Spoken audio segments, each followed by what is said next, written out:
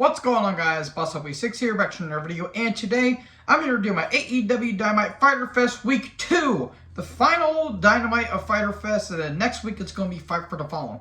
We're from Duluth, Georgia, and, well, that main event certainly happened. I certainly have opinions on that, but let me know in the comment section below what you guys thought about this show.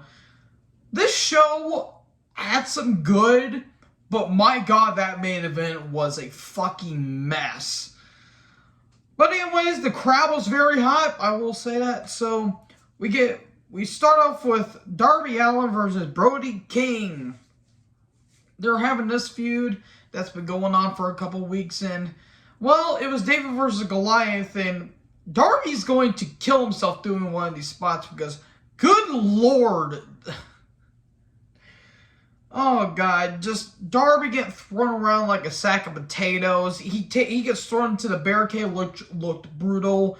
He really made Brody King look like an unstoppable force. And then Darby gets thrown to the ropes because Darby doesn't want to live past 35. He tries to fight back. He even uses his belt to like take down Brody. But eventually Brody catches Darby from a coffin splash, code red, but a kick out, and then it gets turned into a submission. That was really good right there. Darby puts a sleeper on, but it turns to a cannonball into a corner. Then Darby gets choked out. And then Darby barely beats the count. He was so close. Gonzo bomb, 1, 2, 3, and King wins. Then Brody chokes out Sting again, or chokes out Darby, and here comes Sting! And he comes down, and then King's in a Scorpion Death Drop. Sting's about to drop him, but the lights go out. Then Malachi shows up, and then gets the choke on Sting, missed to the eyes, and all of a sudden here comes Miro. He shows up, but he comes out of the heel entranceway. Want to know what's going on there. He stares down Black and King, and there you go.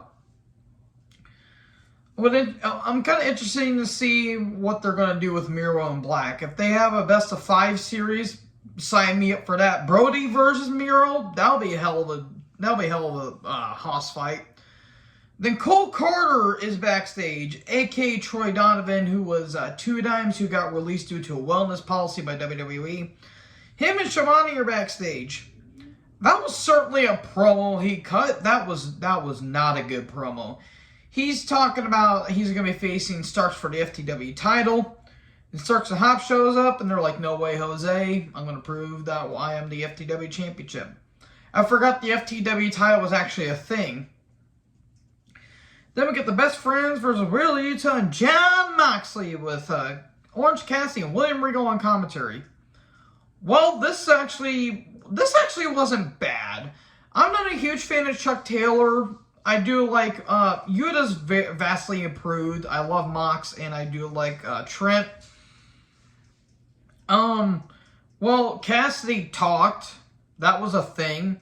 Regal really putting everyone over. At one point, it basically just turns to a brawl. They were legit kicking the shit out of one another. Awful on Moxley, 2 pile drivers on Yuta, but a kick out. Crunchy on Yuta, but a Regal need a Trent. And then a leg lock on the floor by Mox, and then a seatbelt pin by Yuta, and there you go, Yuta Moxley wins. It's a way to give Yuta some momentum to when he faces Daniel Garcia for the pure title of Death Before Dishonor. Then we got Claudio Castanelli and a Jonathan Gresham video package. That's going to be a fucking great match. Give that match 20 minutes and just let them put on a modern classic. Gresham says, you won't out do me, you won't out wrestle me, and I'll prove to you why I'm the best technical wrestler in the world and why I'm the foundation. That was some good stuff right there. Then Chompy the mascot, which is a mascot for Shark Week, shows up because we got to plug in those advertisements, pal. He's at the commentary table, and Taz is like, what the hell is going on here? I don't blame you. Tony Schiavone's in the ring, and then Swerve and Our Glory, they come down.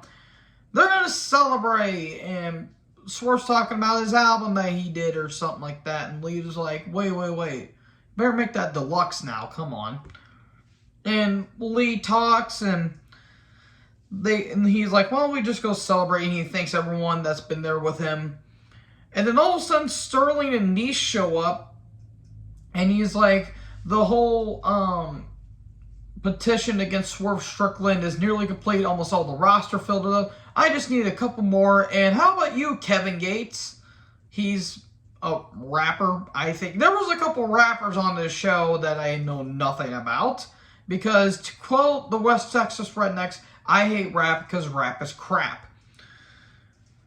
So Kevin Gates is in the crowd. He won't sign the petition, and then he punches the shit out of Nice. That actually looked kind of brutal. And then Swerve throws cake at Sterling. Okay, then, this was kind of pointless, if I'm going to be honest. The Rollins, Silver, the Butcher, and the Blade, and Tony Schiavone are in a garage area. And then Silver is like, well, I'm the meat man, and guess what? You're my favorite wrestler. We have this shirt for you, Butch. I can't tell if that was a jab at WWE or not. And then Butcher and Blade attack them, and all of a sudden, here comes Adam Page. He shows up. Okay, he's just going to be in the Dark Order now again. Is he not in contention for a title match? I guess not. Even though I think he's third ranked or something like that. So, they're going to be having a tag match on Rampage. Then, Christian Gage and Luchasaurus took on the Varsity Blondes. It was mainly a squash. Luchasaurus did all the work, and Cage got the pin. Chokeslammed to both Griff and Pillman, and Cage pins Pillman. 1, 2, 3. There you go. Cage and Luchasaurus win, and all of a sudden, Jungle Boy shows up. He shows up with a chair to a big pop. And, he stares on Luchasaurus. He has a chair. Luchasaurus steps aside. What? Luchasaurus turned on Cage. He was in cahoots the whole time with Jungle Boy.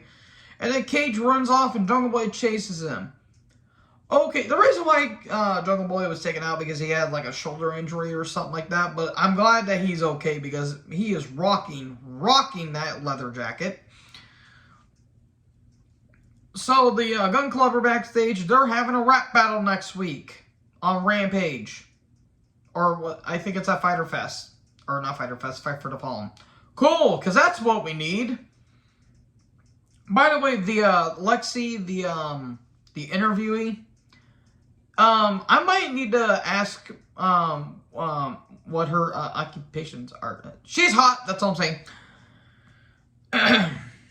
So, JR joins commentary. Before I go further, I am aware of what JR said about Natalya and her sister in the comment he said. I'm not going to put my opinion on it because I don't know if it's like an inside reference or it's something that JR does or something like that. I don't know. I don't know if he's actually like that. I don't know. I'm not going to put my opinion on that because I don't want to misconstrue it as anything. Was it okay for him to say it? Not really, but if everyone involved was okay with it, then I'll let it slide. But then again, he's in his mid to late 60s and he's saying this kind of shit. Not kind of cool, but then again, Horny Jr. is weird, so better than Horny Lawler, I'll say that. Then Cole Carter took on Starks for the FTW title. Well, Starks was over in this match, and he went over because he wins with a spear. 1, 2, 3. Nothing against Cole Carter or Troy Donovan. It's just the match was just kind of there. He wants another challenger. Here comes Danhausen to a massive pop. He got one of the biggest reactions tonight. They're having a title match next week. Oh boy. Then Athena, Chris Statlander, my God, Chris Statlander looked great tonight. Will Nightingale and Tony Schiavone are backstage. Originally, it was going to be a 6-woman tag between Athena, Statlander, and Nightingale against Jade, Kiera Hogan, and Layla Gray, but unfortunately, Layla couldn't make it tonight. So this is going to be a tag match with Athena, Willow versus Jade, and Hogan, and Statland and Athena's like, the AEW Women's Champion will look great around your waist, Statlander, and that TBS title will look great around mine. Hands in! Okay. Then Siobhan's in the ring. Siobhan's all over this show tonight. FTR come down and talk about their 2 out of 3 falls match against the Briscoes at Death Before Dishonor. My good buddy Matt from Discord is going to cream his pants over that match. Cash does a really good promo from both of these guys. These guys are really good natural talkers. Cash says, we respect you, but you ain't gonna be winning these tag titles. And Dax talks about how there was a little girl who had a hole in her heart and went to the doctors. And after having so many visits, eventually the hole was closed eventually, and the little girl was Dax's daughter. Okay, that was good. Not gonna lie. Kind of predictable if you think about it, but the way it was delivered was amazing. That was some good stuff. That, yes, can it be a little generic babyface? Sure, but again, the way it was built up had a great payoff. So yeah, I might watch Death Before Dishonor, even though it's basically an AEW show. I might watch it. I think it will be a great show. So, and top guy is Al. Then Lethal Dutt, the big tall motherfucker, aka Satnam Singh, are backstage and talking about their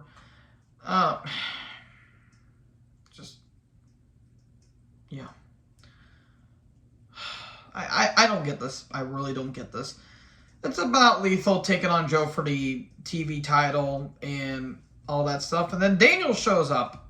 Okay, haven't seen Christopher Daniels in a little bit.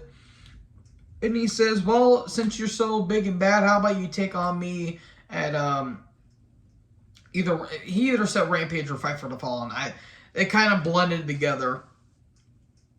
So Jade Hogan with Stokely Hathaway and Jermaine Dupri. Who is what I put down? Apparently he did the Men in Black album. I don't know. I don't know who this guy is. Nothing against him. I just do not know what this was. So they come down. Jade talks why. Again, Gray was unable to compete, and Chris Statlander's banned from ringside. Okay. So we get Athena, Willow Nightingale versus Jade Cargill and Kiera Hogan. Well, this match certainly happened. At least the women got featured to an extent. Jade was somehow over, even though she was a heel. Athena gets thrown right into the steps. That looked brutal. Jade, and there you go. Jade pins Willow.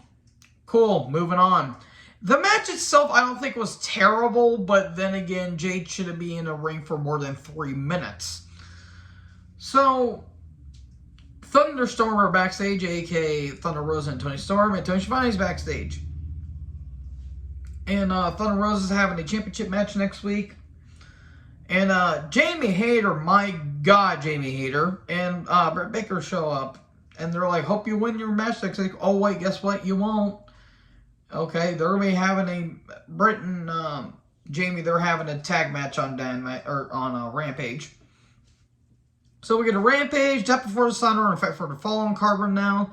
Added to Death Before Dishonor, it's on 0 Hour, which is like the pre-show, or no, it's the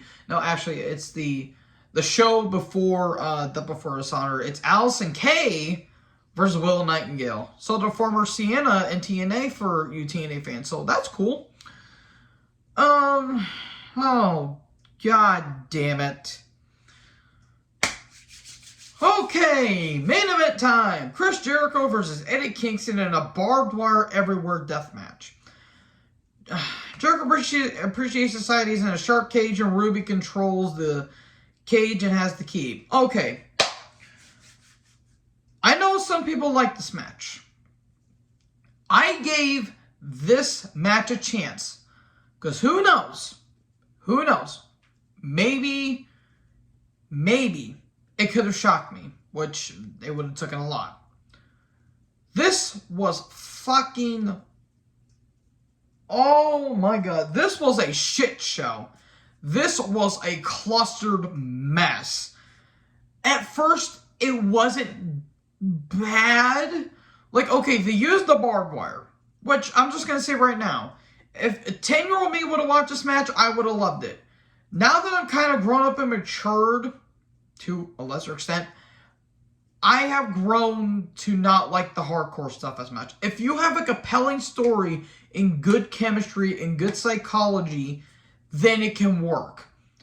If you're doing it just for the sake of doing it, then it does nothing for me. Eddie tried in this match. He tried. Jericho cannot go anymore. So, a barbed wire microphone was used. They were not joking when they did barbed wire everything. You might as well did the entire crowd, but then again, you don't want to get sued. I'm surprised the goddamn barricade isn't made of barbed wire. Anyways, Jericho's bleeding. A barbed wire bell got used. Jericho gets thrown into the ropes. And barbed wire chair gets used. And then a hurricane run into the barbed wire table, which Kingston literally rolled into it because Jericho was too short. And then Eddie's bleeding. And then during commercial break, there was a Los Jericho on the barbed wire table. Then a suplex to a barbed wire table. And then here it all goes to shit. Ty Conte runs down because that's what we fucking need. We need more Ty Conte on our screen. She attacks Ruby, then Anna Jay comes down. Oh, she's going to help Ruby. Nope, she attacks Ruby and she joins the Jericho Appreciation Society. So she goes from one kind of lame stable to another. What the fuck? And of all people, Ty Conte convinced you to join? Yep, that's how they really think about Anna Jay. And then Jay lowers the cage. And then Ty takes forever to unlock the cage to where everyone literally had to climb out because she couldn't get the right key. And then the Jericho Appreciation Society attack Eddie. What the fuck is Hager wearing is what I put down. Then here comes the Blackpool Combat Club and Santana, and they beat the shit out of Jericho Appreciation Society. And then a sockball to Jericho and exploder through the table, but a kick out. Codebreaker with the chair, and the barbed wire falls on Jericho, but a kick out. Lion salt, but the chair gets thrown into Jericho's face. The backhand, but a kick out. The stretch muff with the barbed wire, and here comes Guevara. Guevara comes down because that's what we needed to see. Then the juice effect with the barbed wire. Jericho wins. And then this is where it gets really dumb. Eddie no-sells a low blow. And then he hits a backhand on Jericho. Jericho no-sells it. Sammy gets taken out. And Jericho gets thrown into a spider pit. What the hell was that? So Jericho wins, but Eddie gets the last laugh? What? Fucking terrible. Terrible main event. I gave this a chance. I will say, though, it was shorter than Blood and Guts. That's the only thing that came good out of this. Overall, the show itself was a tale of two halves. It started good, and then it went to shit in the second half. So, that's it. Those are my opinions and my thoughts on AEW Dynamite Fyter Fest. Let me know in the comment section below what you guys thought about this show. Like, comment, subscribe, tap the little bell for more notifications. Join the herd. Talk to you guys next video. Stupid main event. Peace out.